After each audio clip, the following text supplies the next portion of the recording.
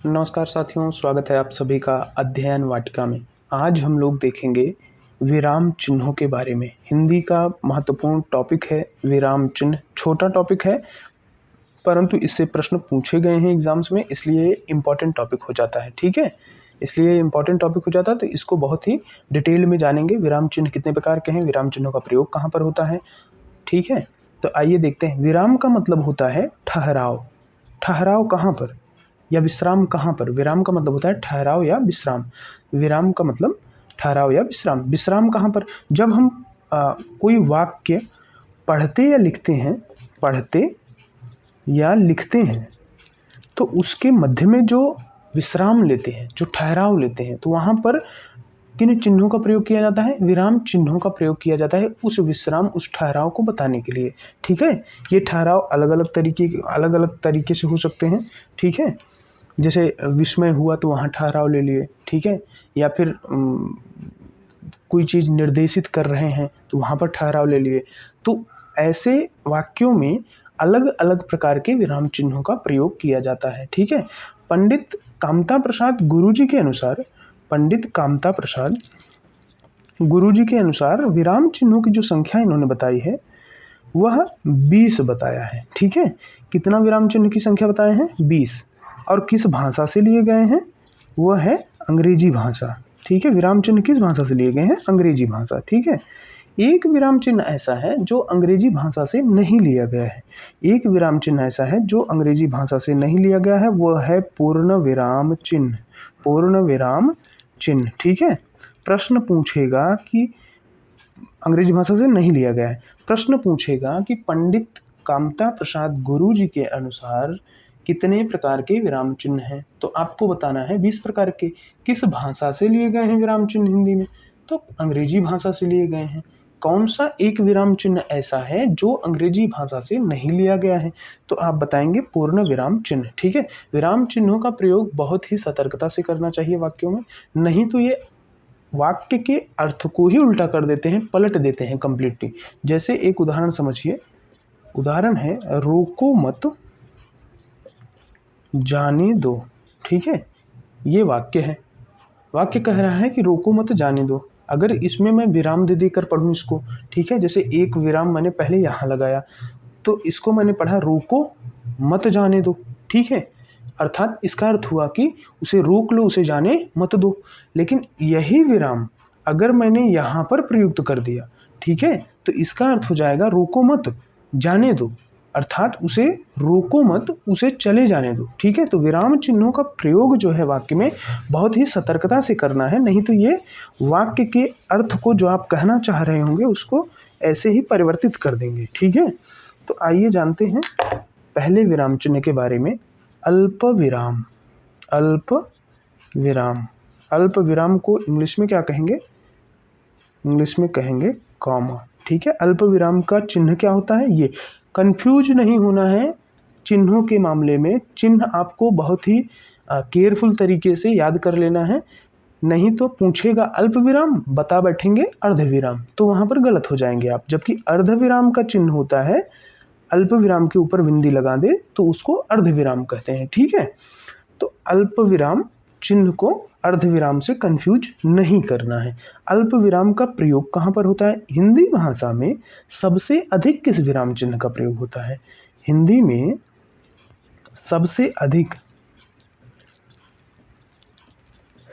किस विराम चिन्ह का प्रयोग होता है, सबसे अधिक कौन सा विराम चिन्ह प्रयुक्त है, वह है अल्प विराम। ठीक है, प्रश्न बनता है, प्रश्न पूछ सकता है, इसको बहुत ध्यान से सुनिए।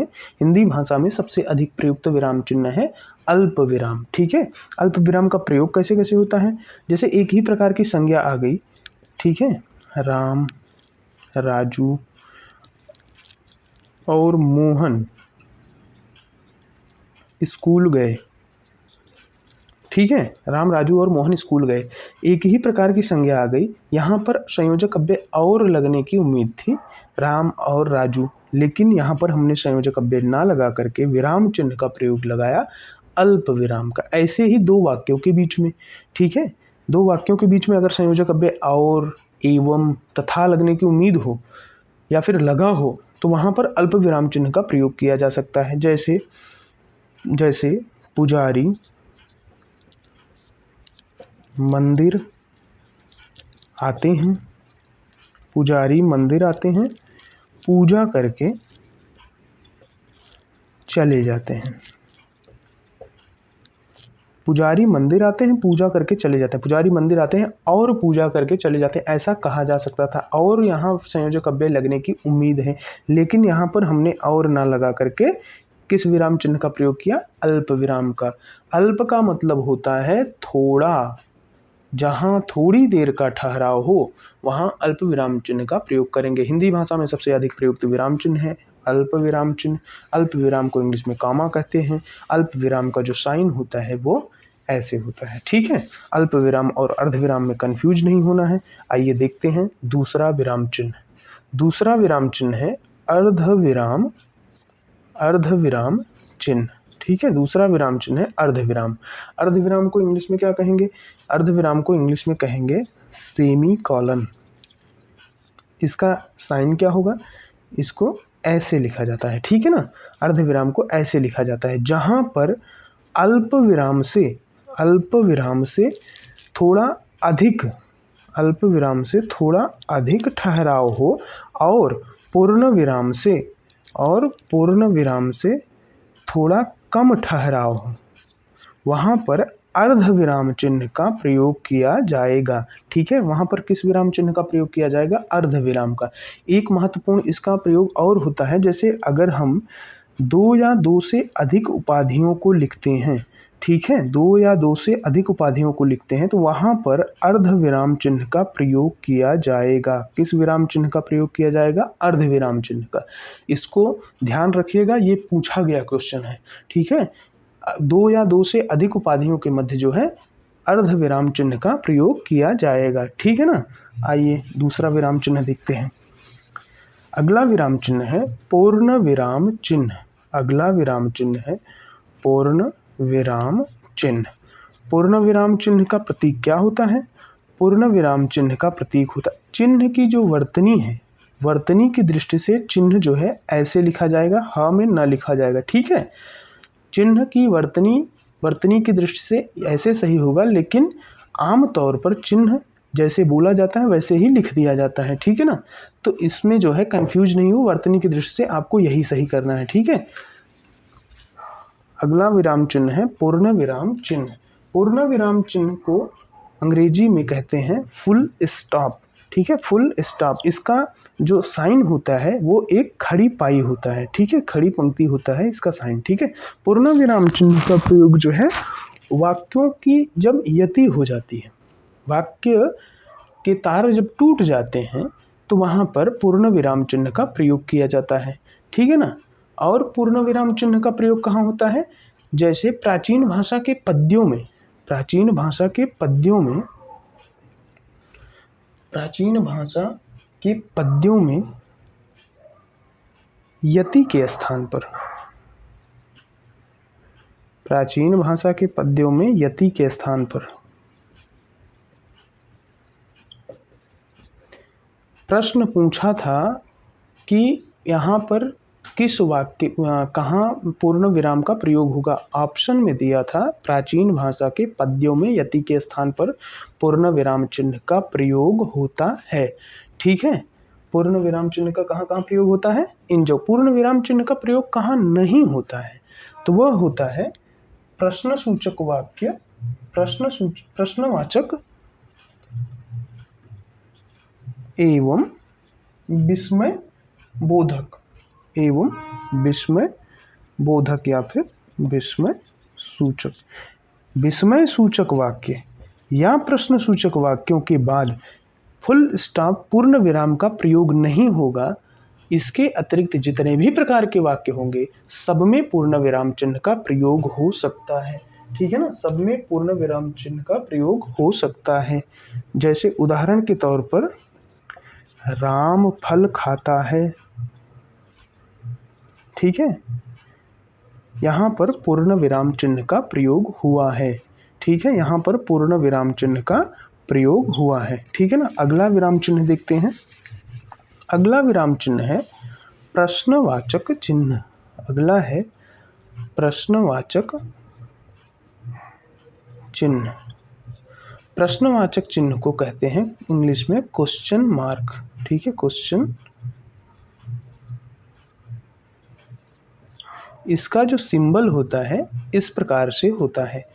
प्रश्नवाचक चिन्ह का प्रयोग किन वाक्यों में होता है? जहां प्रश्न पूछे जाने का बोध हो रहा हो। क्या तुम कल आओगी?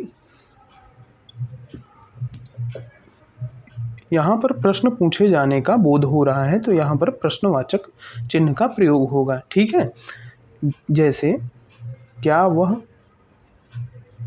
पुस्तक पढ़ रहा है? यहाँ पर कृष्ण विराम चिन्ह का प्रयोग होगा, प्रश्नवाचक चिन्ह का प्रयोग होगा। ठीक है, अगला विराम चिन्ह देखते हैं। अगला विराम चिन्ह होता है विस्मय सूचक या फिर विस्मय बोधक चिन्ह। आपको विराम चिन्हों का प्रतीक याद रखना है, साइन याद रखना है और कहाँ कहाँ प्रयुक्त होते हैं यह याद रखना है। ठीक है ना, इनका साइन जो है भूलना नहीं है। जैसे अल्प विराम को अर्ध विराम से कंफ्यूज नहीं करना है। ठीक है, विस्मय बोधक चिन्ह का प्रतीक क्या होता है? एक खड़ी पाई और उसके नीचे एक बिंदी। ठीक है, विस्मय बोधक का प्रयोग कहाँ पर होता है? विस्मय बोधक का प्रयोग होता है, इसको इंग्लिश में क्या कहेंगे? इसको इंग्लिश में कहेंगे इंटरजेक्शन।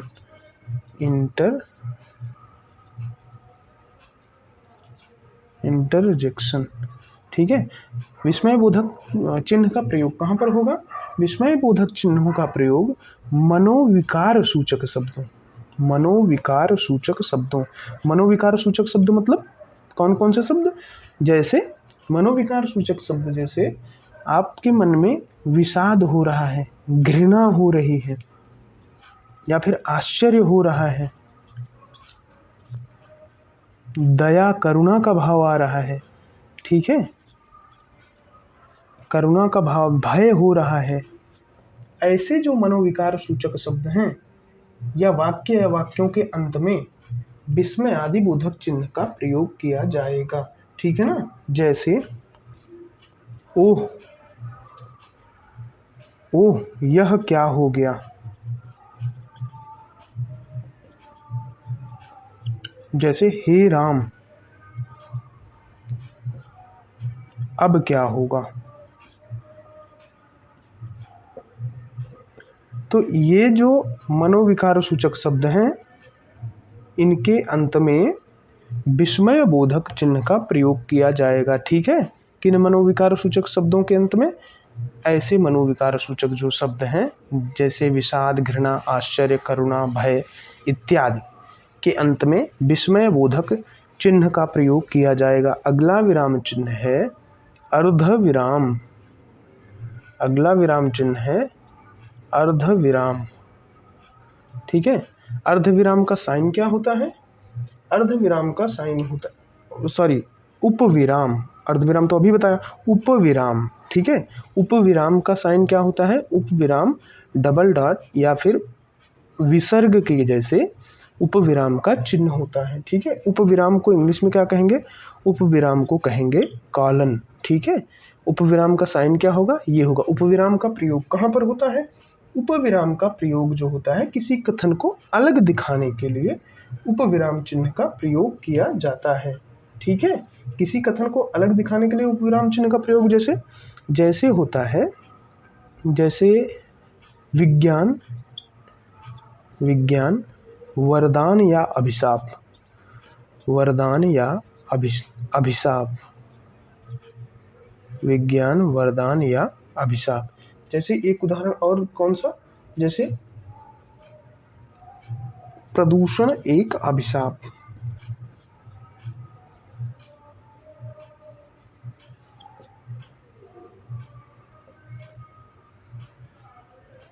प्रदूषण। तो यहाँ पर जो ये शब्द हैं इनको अलग दिखाने के लिए उपविराम चिन्ह का प्रयोग किया जाएगा। हमने बहुत सारे निबंध लिखे हैं ऐसे, तो ऐसे उपविराम चिन्ह का प्रयोग करते थे हम लोग। ठीक है, कथन को जो है उपविराम चिन्ह का प्रयोग और कहाँ होता है? जैसे कोई लिखित संवाद है, मान लीजिए कोई दो व्यक्ति हैं। ठीक है, मान लीजिए एक व्यक्ति है अंकित, वह कह रहा है अगले व्यक्ति से कि तुम कहाँ हो, तुम कहाँ हो,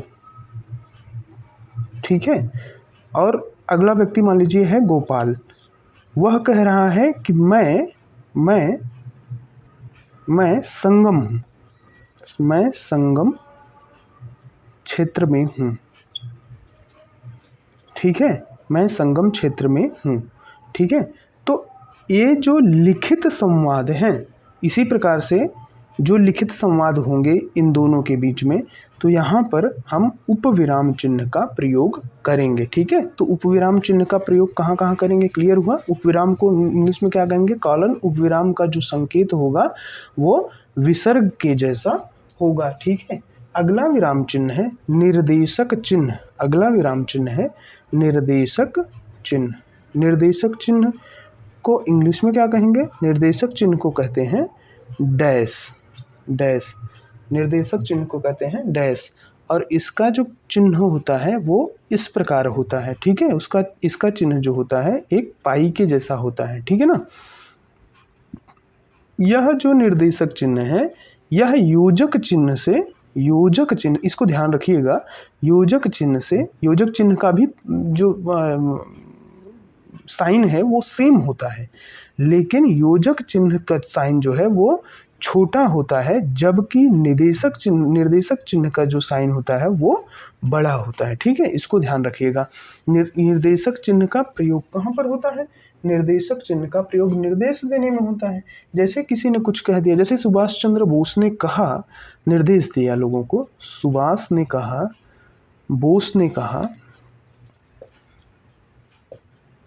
सुभाष चंद्र बोस ने कहा तुम मुझे खून दो। इनकी पंक्ति उक्ति क्या थी, तुम मुझे खून दो, मैं तुम्हें आज़ादी दूंगा, ठीक है। तो इन्होंने क्या कहा कि क्या निर्देश दिया, यहाँ पर किस चिन्ह का प्रयोग होगा, क्या निर्देश दिया, निर्देशक चिन्ह का प्रयोग होगा। तुम मुझे खून दो, मैं तुम्हें आज़ादी दूंगा, ठीक है। अगला विराम चिन्ह है कोष्ठक चिन्ह। कोष्ठक, अगला विराम चिन्ह है कोष्ठक चिन्ह।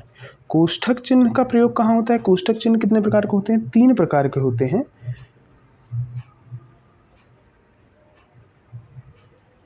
बड़ा, मझला, छोटा, मझला और बड़ा, ठीक है। कितने प्रकार के कोष्ठक चिन्ह होते हैं। और कोष्ठक चिन्ह का प्रयोग कहाँ पर होता है, वाक्य के बीच में आए हुए शब्दों या पदों का अर्थ अगर अधिक स्पष्टता से कहना हो तो वहाँ पर कोष्ठक चिन्ह का प्रयोग कर देते हैं। जैसे अगर आप लोगों ने कभी निमंत्रण दिया हो या फिर निमंत्रण आया हो आपके घर, तो आप लोग देखे होंगे वहाँ पर जिसके नाम से निमंत्रण दिया जाता है या आता है, वहाँ पर उसका नाम जो है, अगर उसके घर का कुछ नाम है तो कोष्ठक में करके लिख दिया जाता है। मान लीजिए किसी का नाम है शिवधन, ठीक है, और घर का नाम है पप्पू, तो ये जो है कोष्ठक चिन्ह का प्रयोग करके नाम को क्लैरिफाई या फिर इसको जो है और अधिक स्पष्टता देने के लिए नाम को कोष्ठक में लिख दिया गया। कोष्ठक चिन्ह का प्रयोग भी यही होता है कि किसी शब्द को जो है अधिक क्लैरिफाई करना, उसको कोष्ठक में लिख दिया जाता है। जैसे एक और उदाहरण ले लीजिए, जैसे महर्षि पाणिनि एक अच्छे वैयाकरण कर्ता थे। तो इस शब्द को जो वैयाकरण करता है, इस शब्द को हम जो है क्लैरिफाई करेंगे कोष्ठक में लिख के, तो इसका मतलब बताएंगे कि व्याकरण के ज्ञाता, ठीक है, व्याकरण के ज्ञाता, ठीक है। तो इसको जो है ध्यान रखिएगा, कोष्ठक चिन्हों का प्रयोग। कोष्ठक चिन्ह जो है 3 प्रकार के, ठीक है ना। अगला है हंस पद। हंस पद, हंस पद को कहते हैं त्रुटिबोधक, त्रुटि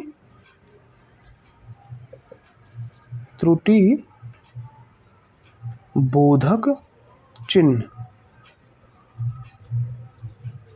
हंस पद होता है त्रुटि बोधक चिन्ह। हंस पद जो है त्रुटि बोधक चिन्ह, इसका जो साइन होता है वो इस प्रकार से होता है, ठीक है ना। इसका जो साइन होता है वो इस प्रकार से होता है। इसका प्रयोग कहाँ पर होता है? कोई चीज़ हम कोई वाक्य लिख रहे हैं तो उस वाक्य के दौरान कोई भी शब्द मिसिंग हो गया, नहीं लिख पाए हम लोग, तो त्रुटि हो गई लिखने में, तो वहाँ त्रुटि बोधक चिन्ह का प्रयोग करेंगे, ठीक है। जैसे आज मैं विराम पढ़ रहा हूँ। आज मैं विराम पढ़ रहा हूँ। मिस्टेक हो गया यहाँ पर। क्या मिस्टेक हो गया शब्द लिखने में? विराम चिन्ह लिखना था हमको, हमने सिर्फ विराम लिख दिया। तो यहाँ दोनों शब्द के बीच में त्रुटि बोधक चिन्ह का प्रयोग करेंगे और अपने त्रुटि को करेक्ट करते हुए यहाँ लिख देंगे कि विराम चिन्ह पढ़ रहा हूँ, ठीक है ना। तो त्रुटि बोधक चिन्ह का प्रयोग कहाँ पर होता है? त्रुटि को सुधारने के लिए, ठीक है। विराम चिन्ह का प्रयोग, हंस पद का प्रयोग जो है कहाँ पर होता है? कोई भी शब्द अगर छूट गया हो तो वहाँ पर हंस पद का प्रयोग करके उस शब्द को लिख दिया जाता है वाक्य में। अगला है विवरण चिन्ह। विवरण चिन्ह, ठीक है। विवरण चिन्ह, विवरण चिन्ह क्या होता है? विवरण चिन्ह, ठीक है। त्रुटि हंस पद को इंग्लिश में क्या कहेंगे? हंस पद को इंग्लिश में कहेंगे, इसको नहीं पता, ओब्लिवियन पॉइंट, ठीक है ना, ओब्लिवियन पॉइंट। अगला है विराम चिन्ह, विवरण चिन्ह। विवरण चिन्ह को क्या कहेंगे? Sign of following. Sign of following. इसका जो प्रतीक होगा वो कैसा होगा? इसका जो प्रतीक होगा वो होगा उपविराम के सामने अगर एक पाई कर देते हैं तो ये विवरण चिन्ह का उदाहरण प्रतीक हो जाता है, ठीक है ना। विवरण चिन्ह का प्रतीक हो जाता है। इसका प्रयोग कहाँ पर होता है? जानकारी, सूचना या निर्देश आदि दर्शाने के लिए या विवरण देने के लिए इसका प्रयोग होता है। जैसे अगर मैं कहूँ कि विराम चिन्ह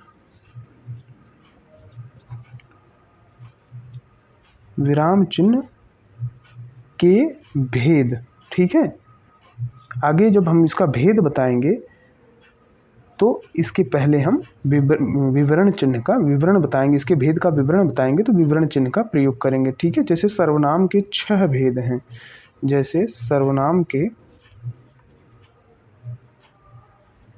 6 भेद हैं, ठीक है।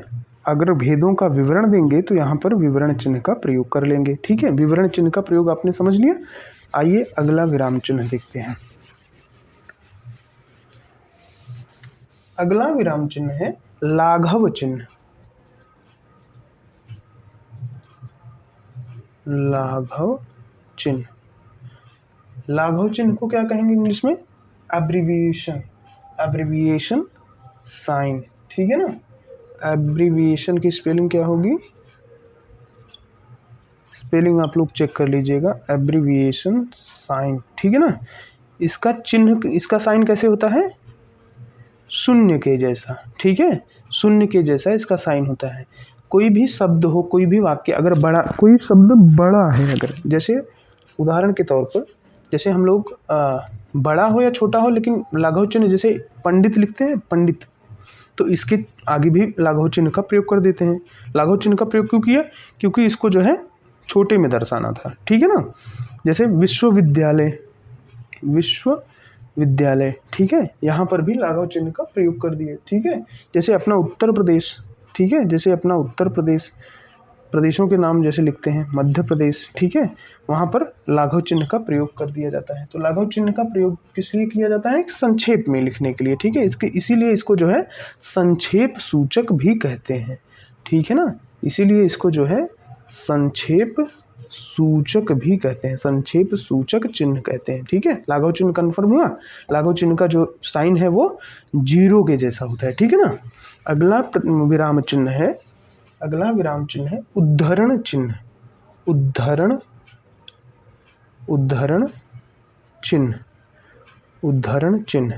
उद्धरण चिन्ह कैसे होता है, क्या होता है? उद्धरण चिन्ह 2 प्रकार का होता है, ठीक है। उद्धरण चिन्ह, पहले तो उद्धरण चिन्ह का प्रयोग कहाँ किया जाता है? उद्धरण चिन्ह जैसे किसी के द्वारा कहे गए कथन को अगर ज्यों का त्यों लिखना हो तो वहाँ पर उद्धरण चिन्ह का प्रयोग किया जाता है। ठीक है, इसको अवतरण चिन्ह भी कहते हैं। इसको जो है अवतरण चिन्ह भी कहते हैं।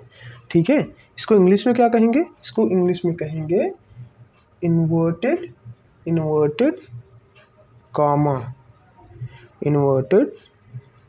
कॉमा। ठीक है, दो प्रकार का होता है, सिंगल एकहरा उद्धरण चिन्ह, एकहरा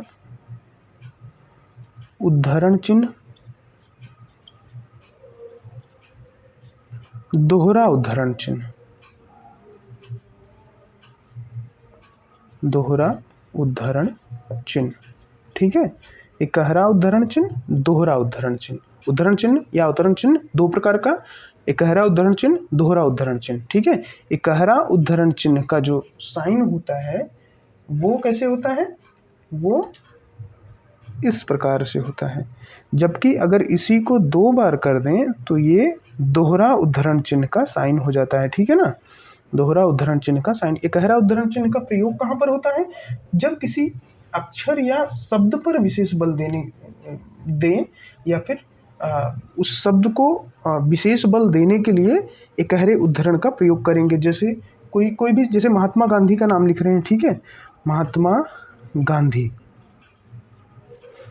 ठीक है, महात्मा गांधी, इनके नाम को जो है, इनके नाम के शब्द पर जो है अधिक बल देने के लिए या फिर इसको एम्फसाइज करने के लिए एकहरा उद्धरण का प्रयोग करेंगे। महात्मा गांधी एक प्रसिद्ध राजनेता थे, एक प्रसिद्ध राजनेता थे। ठीक है, तो यहाँ पर किसका प्रयोग किए हैं? इस नाम को एम्फसाइज करने के लिए सिंगल इन्वर्टेड कॉमा को, एकहरे उद्धरण चिन्ह को। दोहरा उद्धरण चिन्ह का प्रयोग कहाँ करेंगे?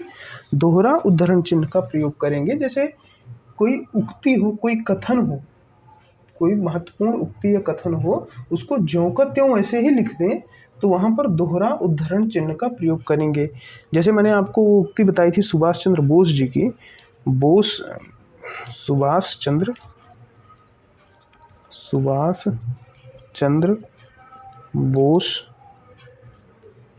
सुभाष चंद्र बोस ने कहा, इनकी उक्ति क्या है? सुभाष चंद्र बोस ने कहा, तुम मुझे खून दो, मैं तुम्हें आज़ादी दूंगा। ठीक है ना, तुम मुझे खून दो, मैं तुम्हें आज़ादी दूंगा।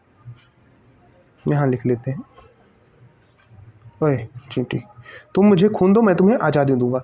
तो इनकी उक्ति को ज्यों का त्यों लिखने के लिए हमने दोहरे उद्धरण चिन्ह का प्रयोग किया, दोहरे अवतरण चिन्ह का प्रयोग किया। ठीक है, यहाँ पर एक चिन्ह का प्रयोग और होगा, एक विराम चिन्ह का, वह होगा अल्प विराम चिन्ह। ठीक है, किसी की उक्ति अगर हम कहते हैं तो उसके पहले अल्प विराम चिन्ह का प्रयोग करते हैं और उस उक्ति को डबल इन्वर्टेड कॉमा में लिखते हैं, दोहरे उद्धरण चिन्ह में लिखते हैं। ठीक है ना, ये हो गया आपका उद्धरण चिन्ह। उद्धरण चिन्ह दो प्रकार का होता है, अंग्रेजी में इन्वर्टेड कॉमा कहते हैं। इसका प्रयोग, इसका जो साइन होता है वो इस प्रकार होता है।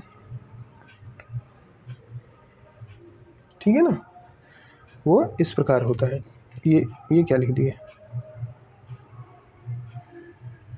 ये इस प्रकार होता है। उद्धरण चिन्ह कन्फर्म हुआ। अगला विराम चिन्ह देखते हैं। अगला विराम चिन्ह है योजक चिन्ह।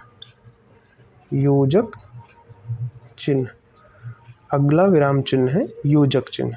ठीक है, योजक चिन्ह का साइन एकदम निर्देशक चिन्ह के जैसे होता है, परंतु निर्देशक चिन्ह से छोटा होता है। ठीक है, परंतु निर्देशक चिन्ह से छोटा होता है। ठीक है, योजक चिन्ह का प्रयोग हिंदी में अल्प विराम के बाद, अल्प विराम का प्रयोग हिंदी भाषा में सबसे अधिक होता है।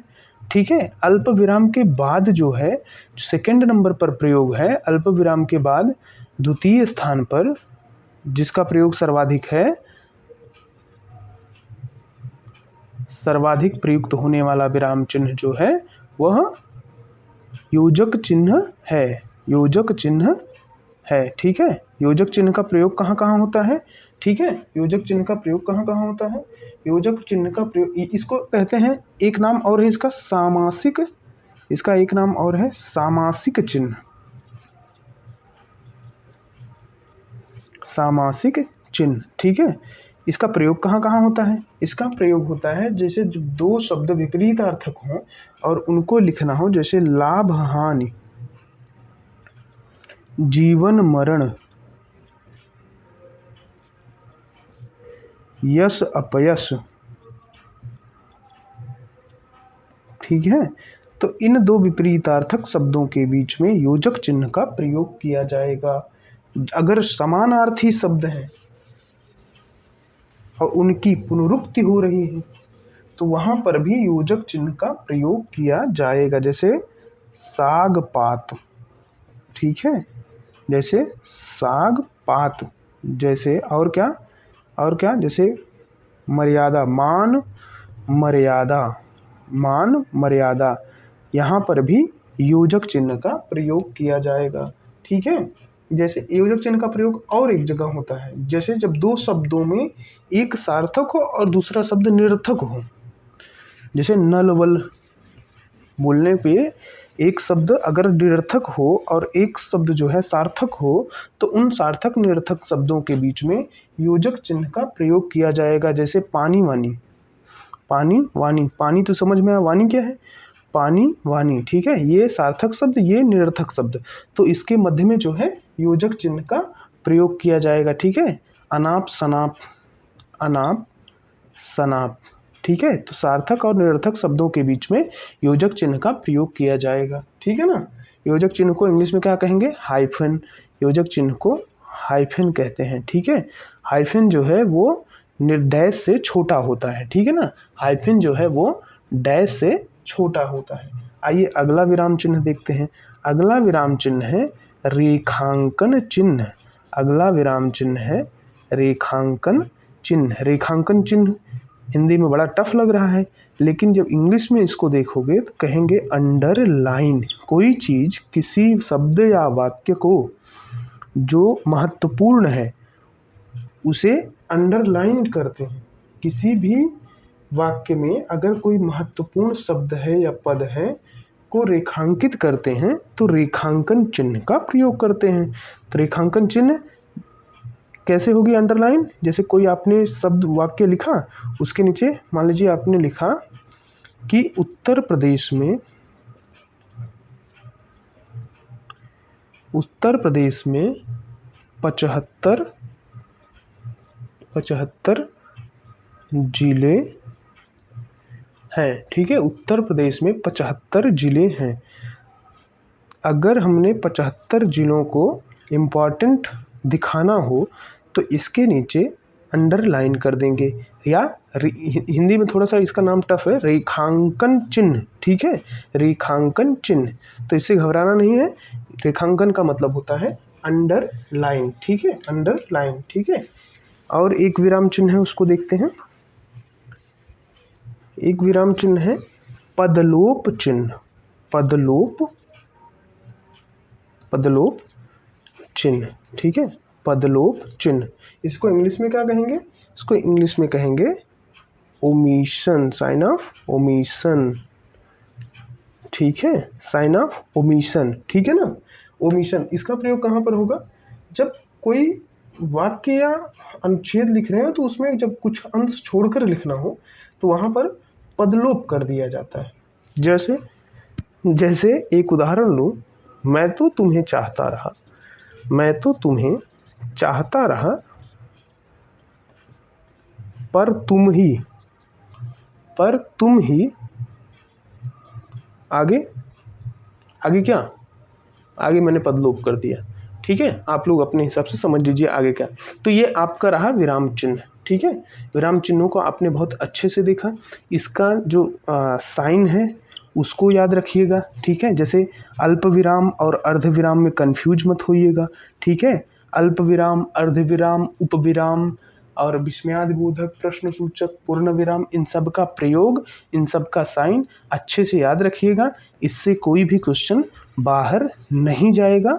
ठीक है, बहुत अच्छे से इसको एक बार दो बार रिवाइज कर लीजिएगा, इससे बेहतरीन ढंग से क्वेश्चन बनेंगे। इंपॉर्टेंट टॉपिक है, इससे क्वेश्चन पूछा जाता है और इसको आप रिवाइज कर लीजिएगा। ठीक है, बहुत बहुत धन्यवाद। Thank you.